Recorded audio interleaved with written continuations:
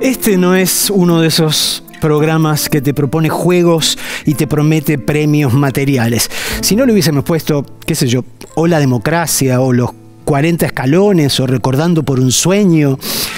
Pero de cualquier manera se presta para una especie de juego cómplice entre vos que estás del otro lado y nosotros los que estamos de acá. Porque somos una especie de memotest. Te vamos tirando figuritas y vos recordás ahí, o ves si recordás alguna cosa que viviste en tiempo real, o quizás alguna que aprendiste o en tu familia, o en la escuela, o en la universidad. Y aunque no haya premios materiales, de alguna manera hay algo parecido a una recompensa. Porque acá no recordamos por recordar. Recordamos para tratar de entender mejor. Recordamos para tratar de entender por qué nos pasa lo que nos pasa. Hoy, por ejemplo, te vamos a hablar de Mariano Ferreira. ¿Te acordás de Mariano Ferreira? ¿Te suena el nombre? Mariano Ferreira fue un militante popular que hace casi 13 años fue asesinado en el contexto, en el marco de un enfrentamiento de pobres contra pobres. Algo que nos suena del pasado, ¿no? Algo que más bien suena como muy propio de esta época en la cual en general en nuestras broncas no la dirigimos nunca a la gente que es la verdadera responsable, sino nos la agarramos siempre entre nosotros. También vamos a entrevistar a Bernarda Llorente, que es la responsable de la agencia pública de noticias Telam, y desde ese lugar es una persona calificadísima como para hablarnos de 40 años de medios en democracia. Pero además, Bernarda tiene una historia personal que te va a revelar las cosas que te pueden pasar a vos, a tu familia, cuando en este país no hay democracia. Con la memoria fresca también de la angustia y el desconcierto que nos produjo la pandemia, vamos a recordar la angustia y el desconcierto que nos produjo descubrir que existía algo que se llamaba VIH. Y aunque ahora tenemos claro que la normalidad parecen ser las fake news y las mentiras, vamos a recordar una época en que la rebelde era la noticia. Quédate con nosotros, juguemos a no repetir los errores del pasado, juguemos a superar nuestra historia. Esto es la televisión pública, esto es 40 años de democracia.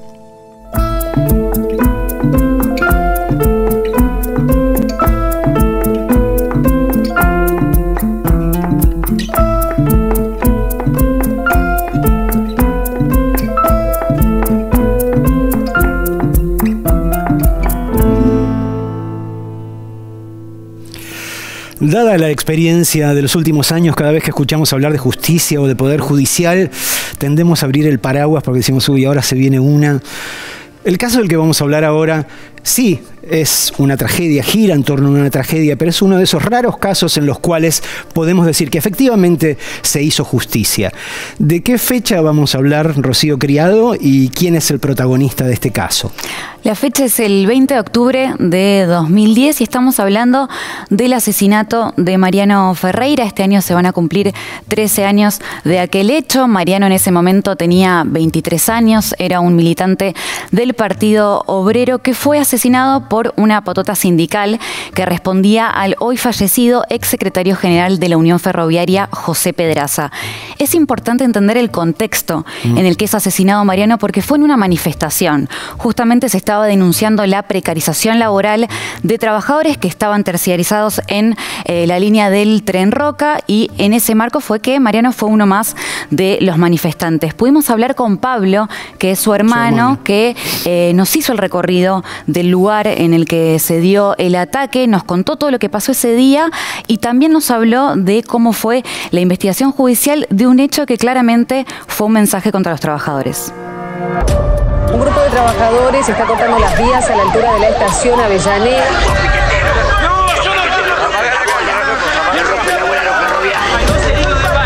Hay dos heridos de bala.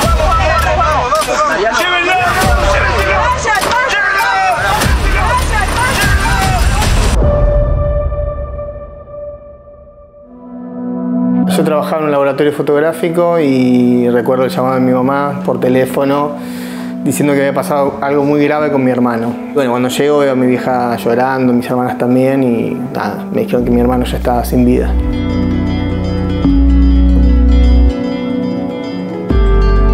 No, Mariano primero sí, era un militante político de toda hora. Tenía un mundo muy amplio en lo cultural que compartía con la militancia. Y eso quizás sea lo más duro, ¿no? Haber perdido todo eso. Mariano Ferreira murió por un disparo que recibió durante la mañana del 20 de octubre, cuando participaba de un intento de corte de vías del ferrocarril Roca en las inmediaciones de la estación Avellaneda, junto a compañeros del Partido Obrero, donde militaba, y trabajadores tercerizados que reclamaban su pase a planta permanente.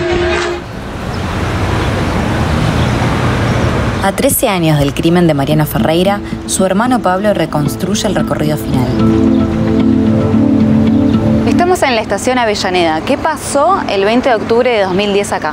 Desde acá, el 20 de octubre del 2010, los militantes del Partido Obrero, los tercerizados, decidieron hacer un corte de vía para reclamar por el pase a planta permanente de unos 1000 tercerizados aproximadamente. Y se juntó en un local acá nomás del Partido Obrero, en donde, bueno, estaba Mariano, mi hermano, y decidieron a partir de ahí un plan de lucha que era el de cortar las vías del ferrocarril. De la estación Avellaneda se desviaron para acá, ¿y qué pasó? Mira, como no podían cortar allá, decidieron seguir caminando por el costado de la vía y ver si podían cortar en algún momento. En esta parte intentaron subir y se encontraron de nuevo con que la patota de la Unión Ferroviaria a pedradas los hizo bajar.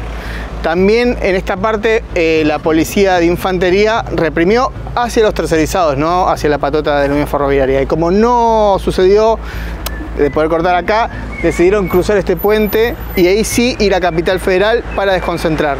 O sea, ahí aparece la complicidad de la policía con la patota. Claro. Después de ese primer ataque en el puente, deciden venir para acá. Deciden desconcentrar, vienen acá y hacen una asamblea para decir que, bueno, no se logró el plan de lucha, no pudieron hacer nada. Comieron y en un momento ven que empieza a bajar la patota de los terraplenes y vienen corriendo una turba de unas 60 personas más o menos. Los manifestantes de izquierda del Partido Obrero, incluido mi hermano, hacen un cordón humano para dejar que desconcentren las mujeres y los chicos y ellos se bancar acá y a partir de eso empieza una escaramuza con piedras, con armas de fuego. ¿Qué pensás que motivó el ataque? Es un mensaje mafioso de un sindicato que busca disciplinar a los trabajadores a una herramienta de lucha como es el corte de vías o el corte de rutas y en definitiva ese es un mensaje disciplinador por parte de la Unión Ferroviaria hacia trabajadores tercerizados. Hay 2 heridos de bala, hay 2 heridos de bala. ¿Quiénes integraban esa patota?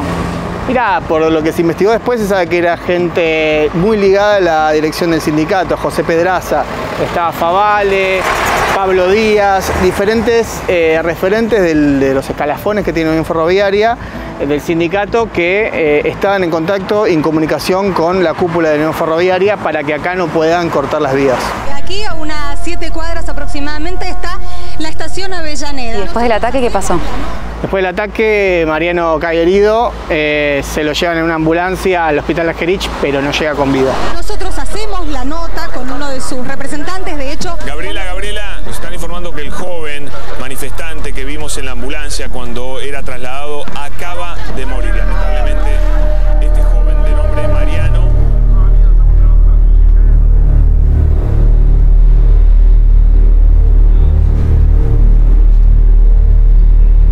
Hubo autores materiales y hubo autores intelectuales. En este caso, José Pedraza y su segundo, el Gallego Fernández, fueron los que estaban en la Unión Ferroviaria o en un acto, en una cosa así, y estaban todo el tiempo en contacto con Pablo Díaz, que es uno de los delegados que estaba ahí en las vías.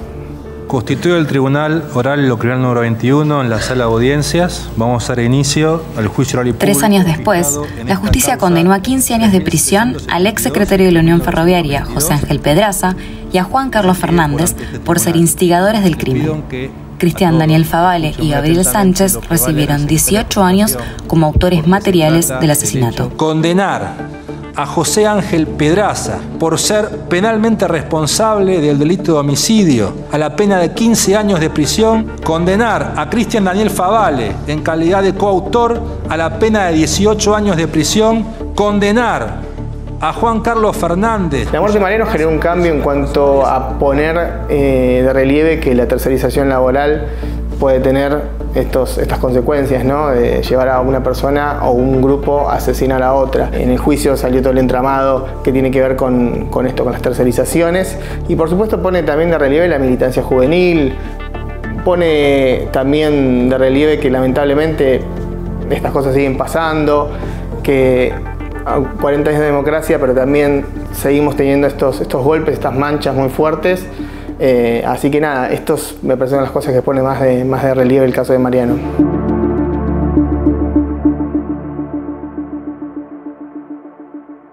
Vivimos en tiempos aquí en la Argentina en los cuales todo lo estatal parece ser mala palabra. Como en los 90 se vuelve a hablar de que habría que privatizar todo. Y sin embargo hay casos que demuestran muy claramente que a veces la administración estatal es lo mejor que nos puede pasar.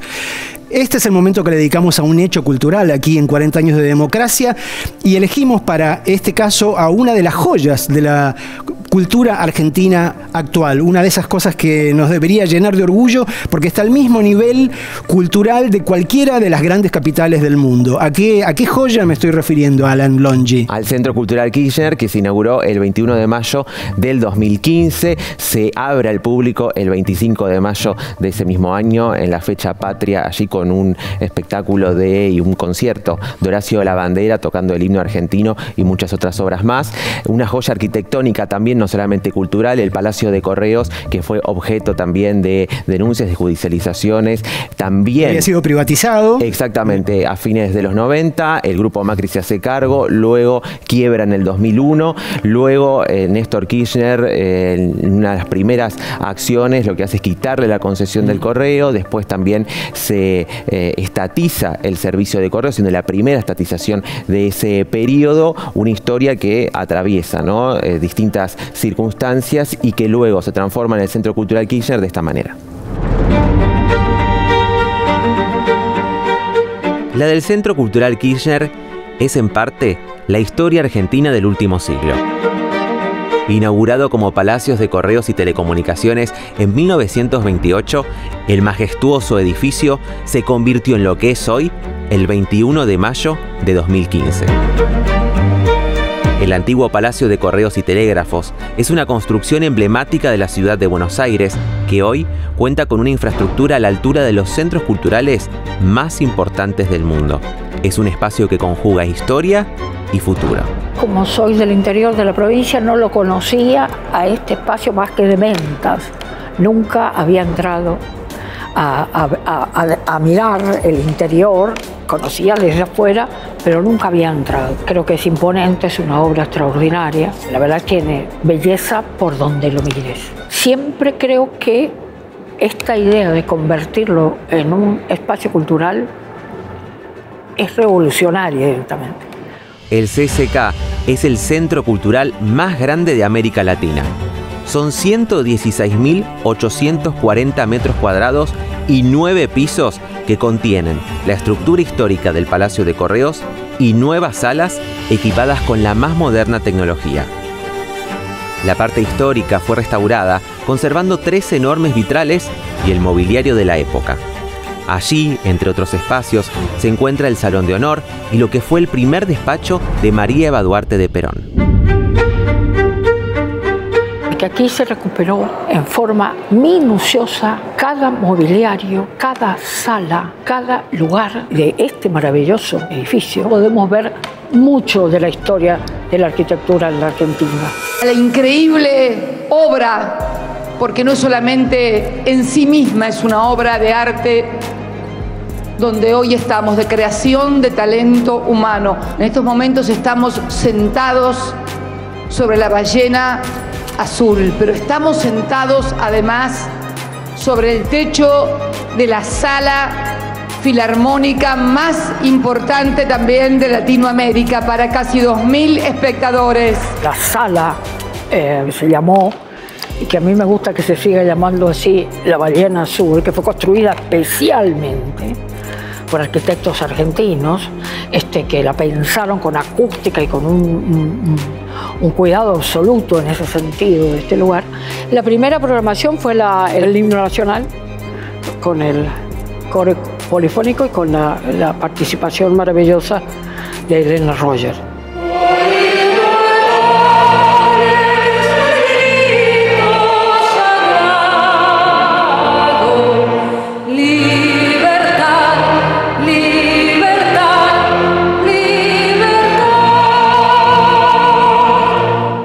momento muy conmovedor y muy emotivo en este lugar. Y después, un poquito más adelante, la actuación de Marta Argerich.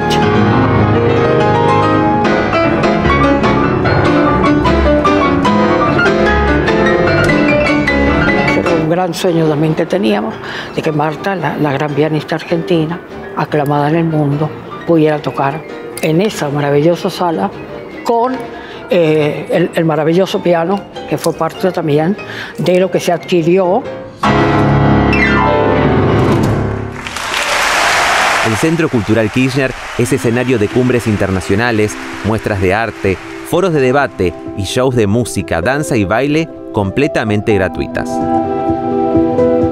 El empoderamiento que el pueblo tuvo desde el primer momento fue extraordinario y pude ver la alegría con que el pueblo entró a este espacio y lo ocupó en forma natural, espontánea, sintiendo lo suyo.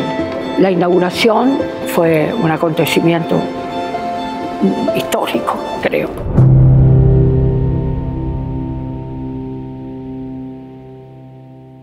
Te decía al principio que dentro de un ratito íbamos a hablar con Bernarda Llorente, que es la responsable de la agencia pública de noticias, Telam. Pero ahora lo que vamos a hacer es la sección que Telam tiene dentro de 40 años de democracia, que le dedicamos a la forma en la que los medios cubrieron determinados hechos que consideramos absolutamente relevantes. Por ejemplo, hay una fecha, 21 de julio del 83, que puede parecer caprichosa, pero es importante para nosotros porque fue la fecha en la que apareció por primera vez un artículo periodístico que hablaba de una enfermedad o de un síndrome nuevo, HIV. Míralo. Verano de 1981. En un artículo, un médico de California habla de una rara neumonía. Todos son pacientes jóvenes, gays, perfectamente sanos hasta ese momento. Some male homosexuals has triggered an epidemic of a rare form of cancer. A mystery disease known as the gay plague has become an epidemic unprecedented in the history of American medicine. Once thought to affect only promiscuous homosexual males, AIDS is now spreading in epidemic proportions. En España, el 21 de agosto de 1982, un artículo del diario El País habla de un virus que solo parece atacar lo que identifica como las 4 H's: hemofílicos, heroinómanos, homosexuales y haitianos. Ese mismo año se utilizará por primera vez el acrónimo inglés AIDS, que en español enseguida se llamó SIDA, Síndrome de Inmunodeficiencia Adquirida. Los números de enfermos crecen tanto que ya se habla de epidemia mundial. El terror se extiende. Era solo cuestión de tiempo para que llegue a Argentina. El primer caso se registra en 1982. Mientras tanto, las primicias se concentran en la carrera por la vacuna y tratamientos para detener su avance. Las noticias conviven con las contradicciones médicas que se publican sin ser contextualizadas, contribuyendo con la confusión y la incertidumbre. Como una de las primeras poblaciones en ser afectada fue la comunidad homosexual, la retórica de un virus marginal, con su glosario discriminador y racista, será el lenguaje dominante durante mucho tiempo. Y lo que es más peligroso, en ese camino, la prensa no advertirá el riesgo de contagio que básicamente existía para cualquier persona. Además de la droga, el sexo, todo lo que no fuera monogámico pasó a ser condenado. El SIDA se expandía como su disciplinamiento moral. El 2 de octubre de 1985 muere Rock Hudson, el actor que contra esa masculinidad morocha que habían construido los medios salió a explicar su homosexualidad dándole un rostro popular al SIDA. La noticia de su fallecimiento sale en todos lados. En Argentina, las radios sacan por primera vez a Pedro Can, el infectólogo que venía trabajando en el tema en el Hospital Fernández. Al día siguiente, a Can lo recibe una cola de 200 personas en su consultorio. El preservativo, utilizado como corresponde, es un método altísimamente eficaz. Desde entonces, las caras de los famosos que son víctimas de la enfermedad se vuelven un factor de visibilización. Los especialistas aprovechan para generar conciencia sobre las formas de contagio y estrategias para prevenirlas. En Argentina, quien le puso rostro al HIV fue Roberto Jáuregui, actor y periodista. Enseguida entendió la importancia de masificar el mensaje. Salió a contar su historia y cuando llegó el AZT, la primera droga con la que se combatió el virus, usó las pantallas para reclamar que se garantizara su acceso. Superé el miedo y el dolor con la voluntad de vivir, por el afán inmedido de aferrarme a la vida, por la esperanza y la lucha. En 1989 se unió al trabajo de Khan en la creación de Fundación Huésped, que marcaría un antes y un después en el tratamiento y la investigación de la enfermedad en nuestro país. Hoy, el escenario de aquellos primeros años parece haber quedado lejos. Los avances científicos que consiguieron incluso una remisión del virus se suman a los institucionales. Los estados asumieron el deber de proteger y prevenir a las personas. Aunque, si bien ya no es mortal, la necesidad de seguirnos cuidando quedó como una huella entre tantas marcas que dejó la enfermedad. En el bloque que sigue entrevistamos a Bernarda Llorente, la presidenta de TELAM. Vamos a hablar de 40 años de medios en democracia y a compartir con ella una historia personal estremecedora y a la vez alentadora. No te vayas.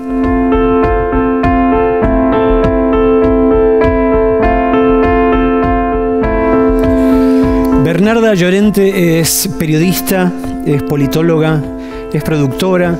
Fue directora de programación de Telefe durante la primera década de este siglo, la época en la que asociamos con programas como Montecristo, como Resistiré, con ciclos como el de TV por la Identidad.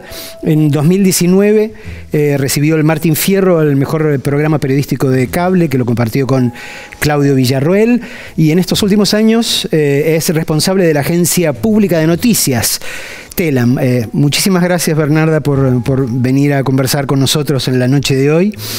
¿Qué recuerdo tenés del 30 de octubre del 83? ¿Quién eras? ¿Dónde estabas? ¿Cuál era tu expectativa en ese momento? Mira, yo estaba en México. Estaba exiliada por mi madre y con mi hermana, y me acuerdo que nos juntamos un montón de argentinos en la casa de mi madre. Obviamente era un momento sin internet, no tenías muchas vías de comunicación, y nos asomamos a un balcón con una radio onda corta, donde ahí sí justamente Radio Nacional cumplía su objetivo de llegar no solo a todo el país, sino a todo el mundo.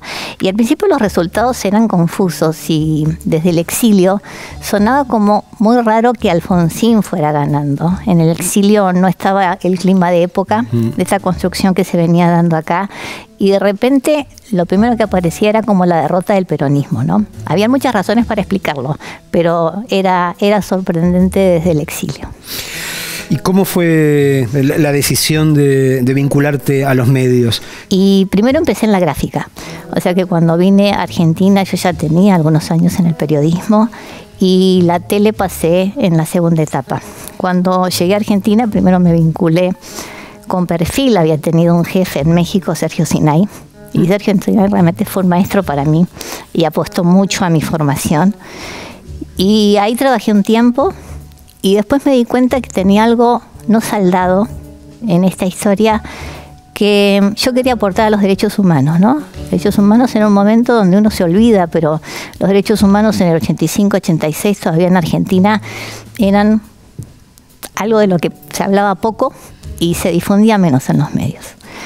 Decidí dedicar un año a los derechos humanos, estuve trabajando con Augusto Conte, que fue una experiencia muy interesante y yo a Augusto lo respetaba y lo quiero muchísimo. Y trabajé unos meses en el CELS. Y después de ahí volví a los medios y me vinculé con la televisión en el 87 más o menos. Cuando yo llegué a Telefe, que fue a fines del 99, principios del 2000, la Argentina ya estaba en crisis y finalmente estalló en el 21. Y lo que tenía Telefe como pantalla en ese momento, bueno, era el canal líder, era el canal exitoso, pero era una televisión básicamente del pum para arriba, ¿no? Y la Argentina real, la Argentina que aparecía frente a nosotros, era la Argentina de la crisis y que termina como la Argentina que estalla. Y la pregunta que rondaba, esa situación dicen que fue muy parecido al efecto catástrofe, ¿no? Como cuando vivís un terremoto, vivís una situación muy, muy al borde.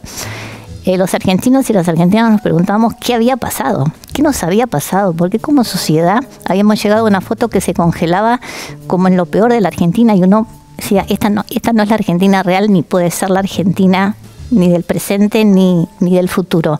Y un poco a partir de eso empezamos a hacer programas mirándonos a nosotros mismos, a los argentinos, intentando explicar qué pasaba, qué nos había pasado y además cómo salir de la crisis. Y ahí empezaron a aparecer nuevos contenidos, desde documentales que en la televisión de aire no estaban, mucho menos entretenimiento, otro tipo de ficciones. En el 21, por ejemplo, aparecen los simuladores.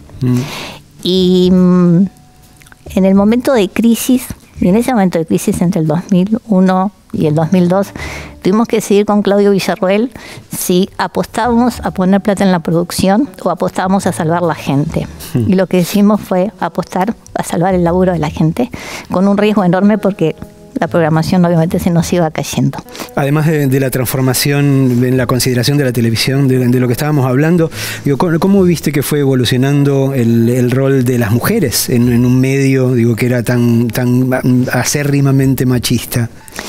Mira, cuando yo llegué, la verdad que tuve como mucha suerte, fui parte de un directorio donde solo éramos 2 mujeres, una que se dedicaba a números, ¿no? que era más propio de las mujeres, pero directoras artísticas y demás no había. Y sí había mucha gente, muchas mujeres que trabajábamos en los medios y que estábamos en el mercado laboral, pero había mucha menos conciencia como mujeres. Yo todavía recuerdo, y parece una antigüedad y parece una locura, pues estamos hablando de hace unos 20 años, 23, que había mujeres que todavía decían, yo soy femenina, no soy feminista. Y el feminismo era una mala palabra. El feminismo quedaba equiparado al machismo como otra versión o cara del machismo. Y yo me acuerdo que reivindicaba mucho el hecho de ser feminista y sobre todo haber sido educada por una madre feminista. Muchas de esas mujeres eran feministas en cómo actuaban, pero ni siquiera se lo planteaban en términos más teóricos. Sin embargo, empezamos en las ficciones a hacer transformaciones que parecían mínimas, pero en su momento eran importantes. Por ejemplo, cambiar el rol de las mujeres en la ficción. Mujeres que eran capaces de decidir su propia vida, que eran capaces de pensar, que eran capaces de ser líderes, de tener iniciativas. También combatimos mucho los estereotipos de género y ya en ese momento hablábamos, por ejemplo, de algo que parecía alejado, que parecía que era muy real, pero que la gente no veía, que eran los micromachismos, ¿no? El machismo aparecía con sus manifestaciones más burdas, pero no sus manifestaciones más sutiles.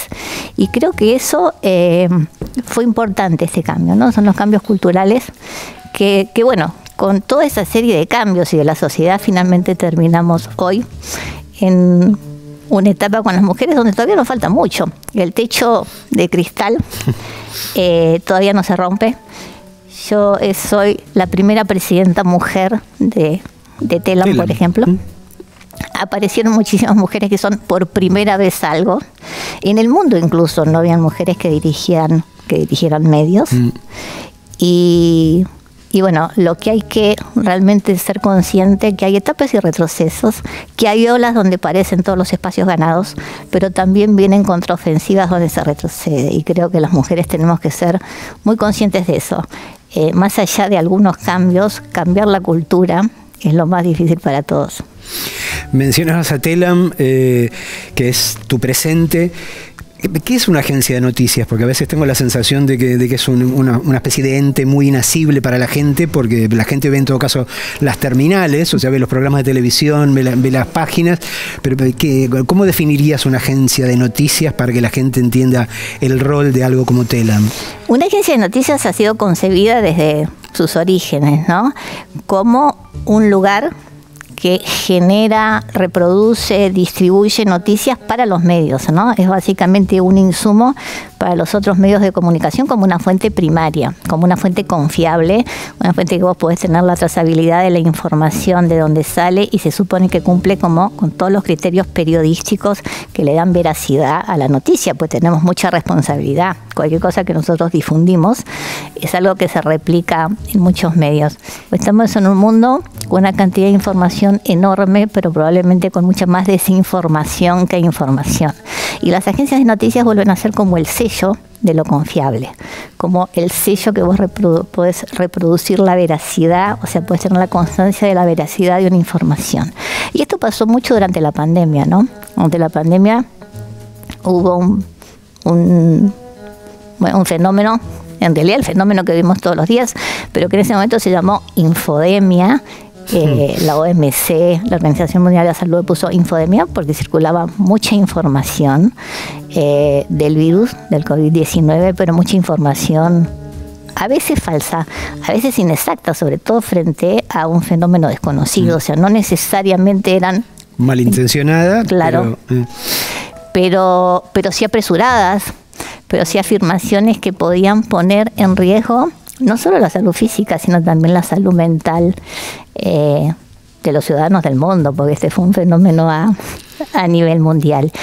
Y la buena noticia es que cuando hay situaciones, por lo menos al haber situaciones extremas, la gente prefiere informarse por las fuentes más confiables.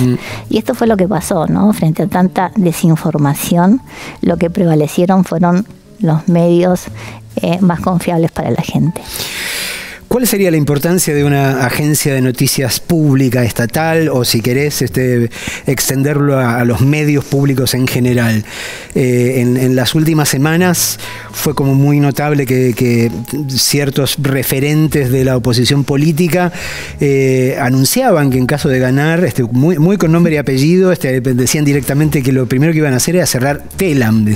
Hay otros medios públicos, por ejemplo pero apuntaron directamente a Telam. ¿Cuál es la importancia de que siga existiendo un medio público como Telam o como este?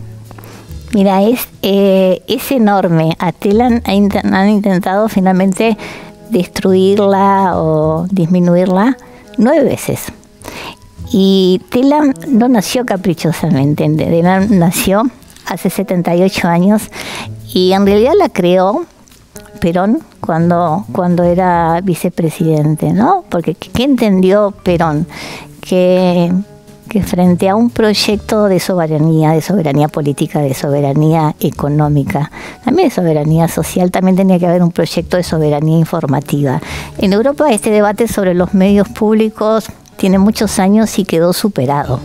A partir de la gran concentración, ¿no? La gran concentración por un lado de la riqueza, la gran concentración mediática, la gran concentración de poderes en el mundo, la propia Unión Europea fijó como prioridad mantener los medios públicos. ¿Por qué? Porque la información y el conocimiento son considerados derechos humanos y por lo tanto el acceso a esa información y a ese conocimiento que en general no garantizan los medios privados, que tienen una lógica económica, una lógica de negocios, una lógica de lobby o sus propias lógicas finalmente. Y la forma de garantizar la distribución de la información, pero sobre todo de la construcción de ciudadanía, digamos, nosotros desde acá podemos tener, y tenemos problemas en serio, acerca de cómo se conecta la gente, ¿no? Y es un problema real. Solo los medios públicos llegan a todo el país y hay gente que no podría estar informada o comunicada si no fuera a través de estos medios. Pero países que han superado este problema de la conectividad y finalmente tienen condiciones como mucho más parejas en todo el territorio y en los ciudadanos, sí asocian los medios públicos a las democracias. Solo con ciudadanos informados y con ciudadanos realmente activos podemos mejorar las calidades democráticas. ¿Cuál es tu percepción del estado de salud de nuestra democracia a 40 años? Mira, es contradictorio. Por un lado, me parece que Argentina construyó una democracia sobre bases muy sólidas, ¿no? Una de las bases sólidas fue la memoria, el derecho a la verdad. Somos, creo, una sociedad muy consciente que ha resuelto sus últimos conflictos sin tocar la institucionalidad democrática. Sin embargo, creo que todos partimos de una especie de ilusión, que incluso Alfonsín decía, con la democracia se come, se educa, se cura. No, la democracia es el contexto el mejor espacio donde se puede desarrollar eso, el mejor espacio donde podemos aspirar a una sociedad mucho más igualitaria. Pero por sí mismo, el sistema democrático no trae aparejado todas las otras variables. Eso depende de los proyectos políticos que encarnen esa democracia. Y los proyectos políticos son variados y atentan incluso muchos contra principios fundamentales de las democracias. Creo que por un lado hay una deuda institucional grande. Hoy tenemos instituciones débiles y pasa lo que pasa, de uno de los pilares fundamentales de la democracia. La segunda es la deuda social que tienen esas democracias. Bernarda Llorente, muchísimas gracias por conversar con nosotros. Enseguida venimos.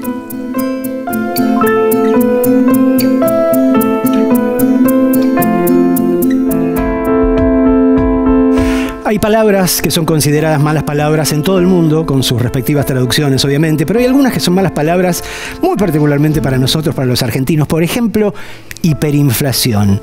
El recuerdo pesadillesco de ir a comprar algo a la mañana, pasar a la tarde otra vez por el supermercado y que costase otra cosa, y pasar a última hora cuando volvías del laburo y que costara todavía más. ¿Hay una fecha, Rocío, que le podamos poner, aunque más no sea arbitrariamente, como inicio de la hiperinflación del gobierno de Alfonsín? Podemos hablar del 31 de marzo de 1989, que fue el momento en el que renuncia quien era su ministro de Economía, Juan Vital Zurruil, que te sonará porque lo mencionamos en otros programas, por el Plan Austral, por el Plan Primavera, aquellos planes llamados de estabilización que no terminaron funcionando y desembocaron en esta hiperinflación a la cual se llega con muy malos números en términos de variables económicas, pero también con una conflictividad social muy alta que lo llevan a Alfonsín, por un lado, a adelantar el llamado a elecciones y después, una vez que es elegido Carlos Menem como presidente, también adelantar el traspaso de mando. La hiperinflación tuvo sus fases. Fue un proceso de suba de precios sostenida en el tiempo. Estamos hablando de 1000%, asciende a 1500%, asciende a 2000%. Llegamos a tasas al final del periodo de Alfonsín de 1000% anual. Y es un momento de desesperación porque la gente pierde la orientación frente a la vida, digamos. Desordena y crea mucha incertidumbre. La incertidumbre genera mucha angustia. La hiperinflación de Alfonsín es un fenómeno que como origen, en mi opinión, tiene atrás a la deuda externa.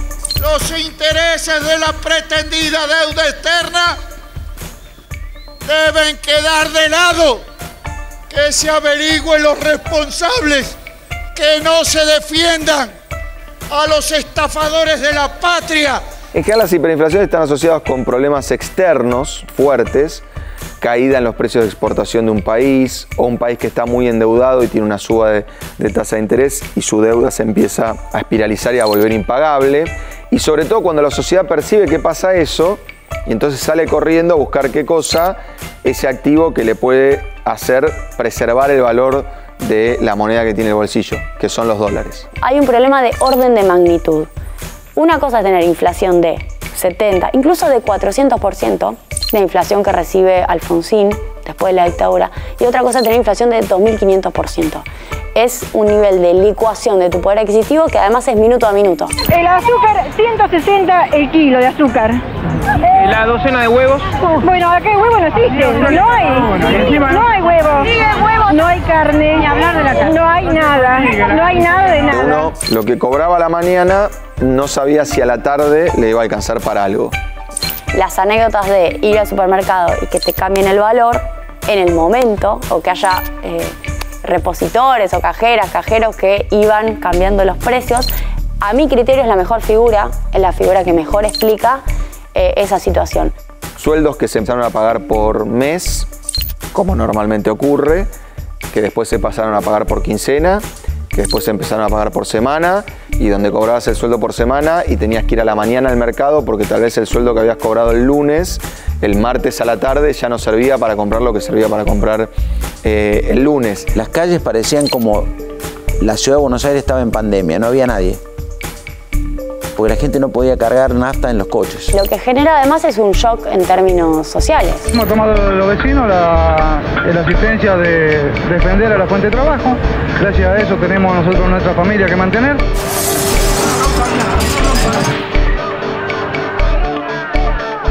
hacer política con ese nivel de inflación era casi una tarea imposible. Y avanzan, obviamente, los planes del Fondo Monetario Internacional y también del Banco Mundial, en general de los acreedores, de ser quienes recibieran como parte de pago activos públicos y además que se implementaran esas famosas medidas de ajuste fiscal.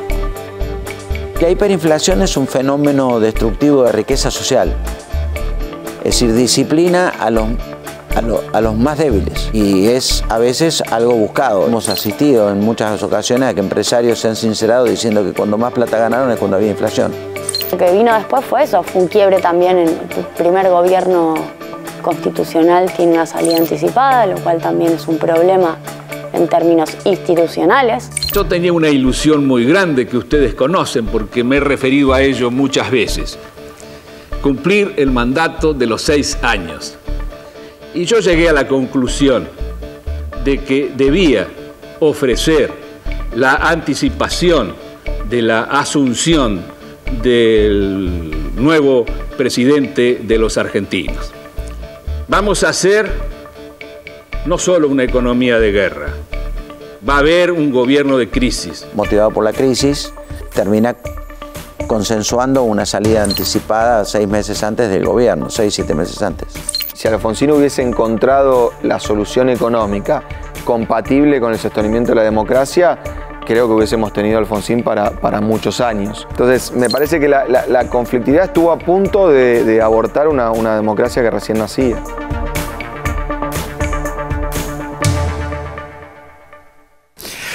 Venimos hablando de un tiempo de vértigo del gobierno de Alfonsín, vértigo económico en este caso, pero también hubo algún momento memorable, verdaderamente memorable, muy parecido en algún sentido a lo que experimentamos nosotros hace muy poco, en diciembre del año pasado. ¿De qué momento vamos a hablar ahora, Manuela Iriani?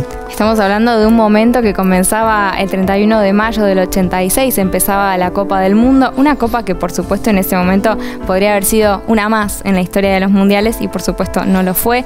Hubo toda una conversación, una discusión respecto de cuál iba a ser la sede. Se había pensado originalmente que fuera Colombia, finalmente, como sabemos, México fue el anfitrión de esto que se transformaría en una epopeya del deporte y de la cultura también, ¿no? No solo Argentina volvía campeón, sino que Diego Armando Maradona se consagraba para siempre, y en este informe justamente quien nos lo cuenta es Víctor Hugo. Me pareció espectacular entrevistarlo a él porque yo, por ejemplo, no entiendo de fútbol, no miro fútbol, pero yo escucho el ta, ta, ta, ta y lloro, de verdad. Entonces, me parece que esa fusión de Víctor Hugo rompiéndola como locutor y Diego ni qué hablar, bueno, nos sigue emocionando.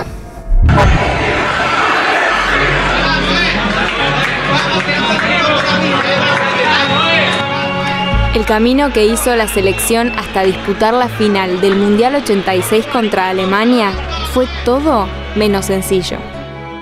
Tanto jugadores como cuerpo técnico llegaron a México cuestionados y hasta hostigados por un importante sector de la prensa especializada.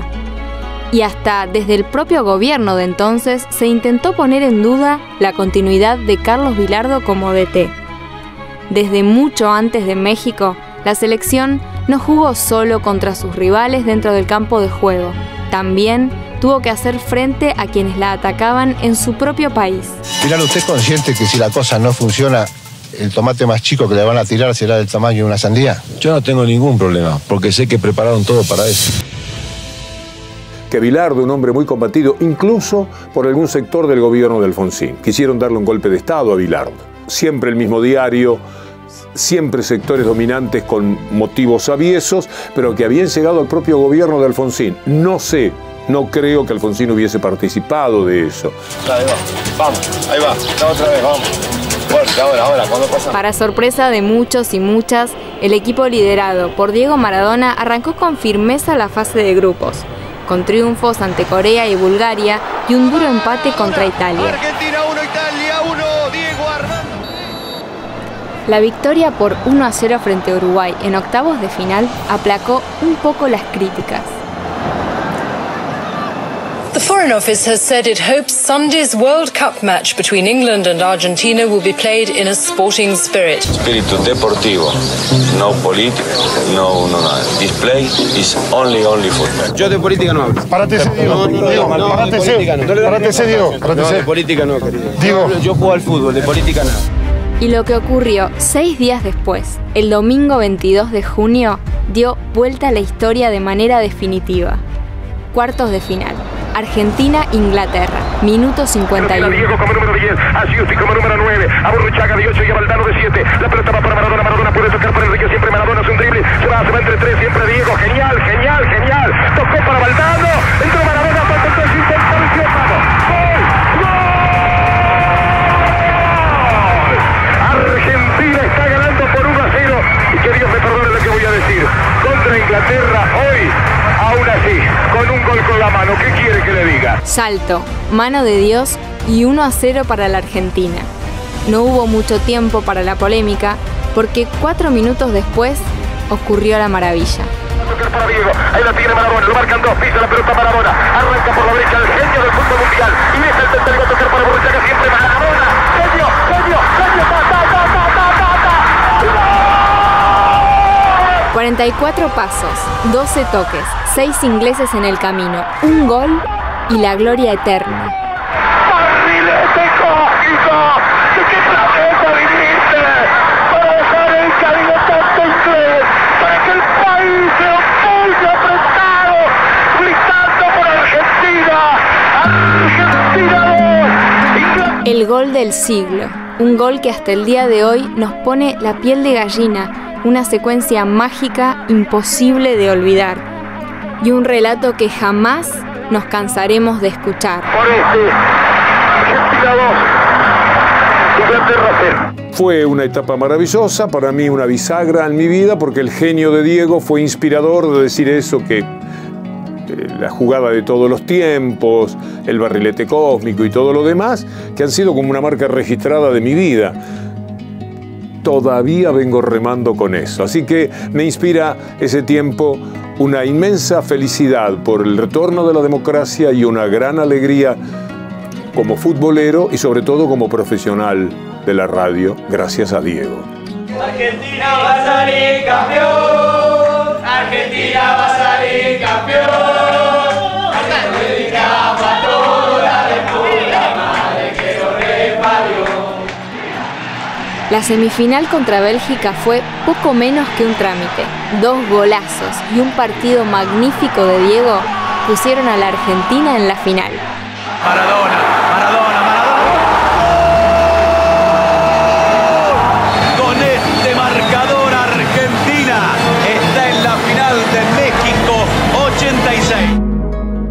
Si marcan a Maradona seguramente se desprenderá Valdano, se desprenderá Burruchaga, se desprenderá Enrique si juega o Pasculi. Por eso nos sentimos optimistas y creo que por más marca que ponga Alemania, Argentina va a ser un grandísimo partido. Estadio Azteca, domingo 29 de junio. La selección en la que casi nadie creía versus la poderosa Alemania. Y Valdano metidos en el área. También Enrique. 6 jugadores. Viene el centro. Batista. Maradona para Enrique. Ahora Valdano. La tiene Enrique. Enrique para Valdano. Se va.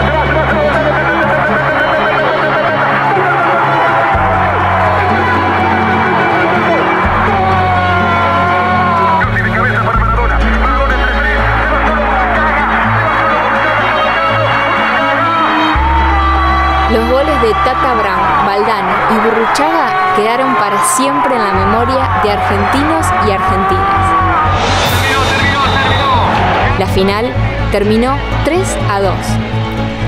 Diego levantó la segunda copa para la Argentina y la cuestionadísima selección del Dr. Bilardo se consagró campeona del mundo.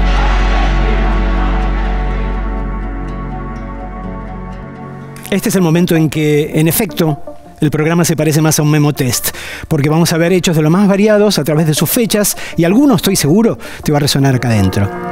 El 3 de junio de 2014 se pone en funcionamiento Atucha 2. La planta, situada en el complejo nuclear Atucha, se encuentra en Zárate, frente al río Paraná de Las Palmas, y se ponía en funcionamiento después de 40 años que tardó su construcción y su puesta en marcha. Era la reafirmación también de la utilización de la energía nuclear en la Argentina y de esta herramienta con fines pacíficos y su explotación. El 6 de julio de 1994 llega a Plaza de Mayo desde La Quiaca la Marcha Federal, esa primera gran movilización contra el modelo neoliberal que impulsaba el gobierno de Carlos Menem. Fue una convocatoria por parte de, entre otros, el MTA, la CTA y la Corriente Clasista y Combativa. El acto central fue frente a la Casa Rosada y reunió alrededor de 70.000 personas.